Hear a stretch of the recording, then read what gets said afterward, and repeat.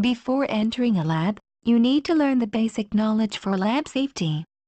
Here we introduce you the following 4 aspects: chemicals, lab equipment, personal protective equipment, and emergency response. Firstly, the chemicals. You need to understand the properties of chemicals, whether it's volatile, flammable, corrosive, toxic, carcinogenic, or respiratory irritant. You may find out this information on its material safety data sheet.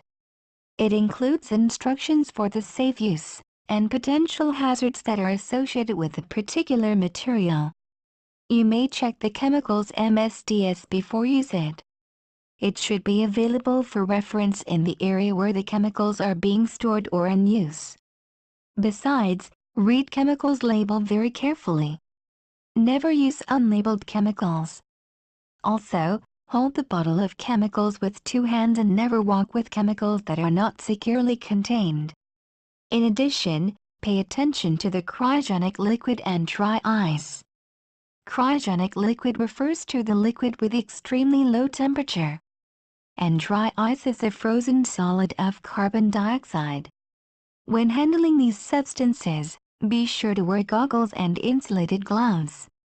Otherwise, skin contact with a cryogen or dry ice can cause cold burn and frostbite. Eye contact with a cryogen or dry ice can cause permanent damage. If skin comes in contact with a cryogen or dry ice, run the area of skin under cool or warm water for at least 15 minutes. Do not use hot or cold water. After experiments, all wastes related to chemicals or biological reagents need to be disposed properly. No chemicals should be disposed of down any drain. There are containers for the chemical wastes in solid, and labeled bottles for the specific liquid waste, and the barrels for contaminated gloves and paper. Before disposal, separate the wastes in terms of each category carefully. Glassware.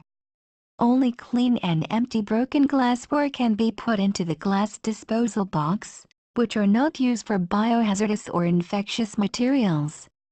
The glassware must be cleaned or rinsed, free of liquid or solid, and all labels on the glassware should be removed. Biohazard. Biological substance poses threat to the health of humans, so they should be separated from the regular trash and classified into biohazards. The biohazardous waste bags should never be open on the hallway. If living organisms exist in waste, kill them by bleach or autoclave. Based on the physical and chemical property, all the chemicals should be classified into each relevant category, such as acidic liquid, alkaline liquid, neutral solution, organic liquid, and solid waste. Then it comes to the equipment in the lab. Electrical safety is related to all electrical equipment in the lab. Electrical hazards include electric shock, fires and explosions. Potential exposures to electrical hazards can result from faulty electrical equipment, damaged receptacles and connectors, or unsafe practices. Never use an electrical appliance if there was a spill of chemical or water on it. Never leave a hot plate unattended. Do not install standard electrical equipment in locations where flammable gases, vapors, dusts, or other easily ignitable materials are present. Next, compressed gas cylinders, which are potential hazard in lab. Compressed gas cylinders should be handled only by those who are trained with the proper handling techniques. Use a suitable trolley to move cylinders. Store cylinders in a dry, cool, well-ventilated and secure area protected from the weather and away from combustible materials. A gas release may also cause asphyxiation or poisoning through respiratory or dermal routes. Last, glassware. Prevent damage to glassware during handling and storage. Inspect glassware before and after each use. Discard any cracked, broken, or damaged glassware.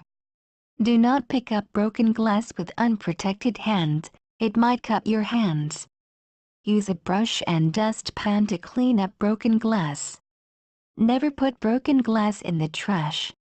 There are containers for the disposal of glass waste. Thirdly, wearing proper personal protective equipment is essential for life safety. You must use the appropriate eye or face protection when exposing to hazards of flying particles, liquids, chemical vapors, or injurious lights. Individuals must use the correct hand protection when hands are exposing to hazards, such as chemicals, biological agents, cuts or punctures, and temperature extremes.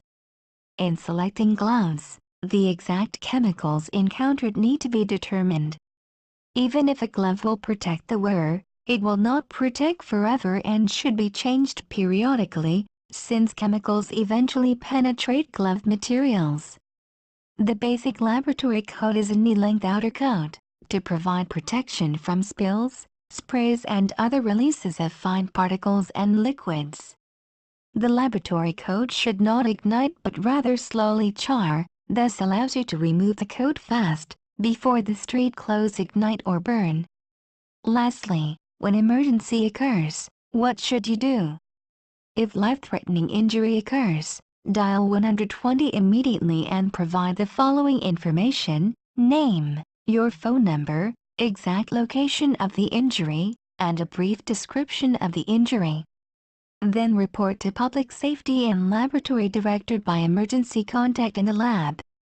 Public Safety will provide guidance for emergency crew and clear the access for transport. If necessary, Public Safety and Laboratory Director will notify Student Life, who will then inform student's family. If large and high-hazard spills occur, activate the evacuation alarm for the building, and follow the procedure of life-threatening injury if necessary. Avoid breathing vapors of the chemical during evacuation.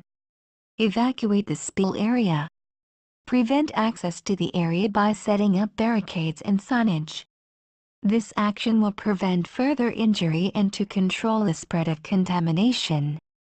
If the spill can be safely contained, prevent release to the sewage system, the ventilation system, or ground.